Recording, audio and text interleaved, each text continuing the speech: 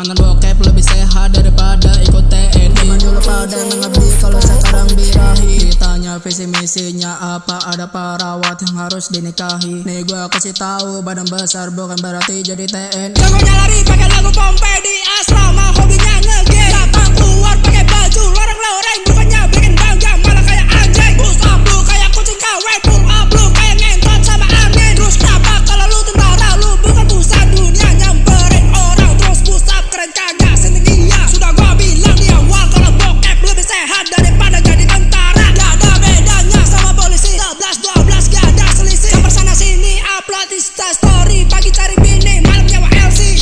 Oke bentar gua mau nyari. Yo, mana nih cok? Oh ini dia. Gua senang lihat ada chances yang gagal masuk gara-gara giginya udah kaya rongso. Gua harap calon siswa mulai kapok, gak bakal ikutan TNI yang lagi bobrok. Indonesia tidak baik-baik saja, mending di rumah kita bobo. Jangan tanya asal hilar nafian gua dari pelosok. Semangat untuk kalian yang sudah berjuang di titik terakhir, walau ujungnya membuat masyarakat khawatir. Gua gak sekadar ngehina ini, biar lu pada sadar. Sudah berapa kali oknum kayak gini buat masalah di luar. Reset Indonesia, ya. Reset Indonesia. Reset Indonesia.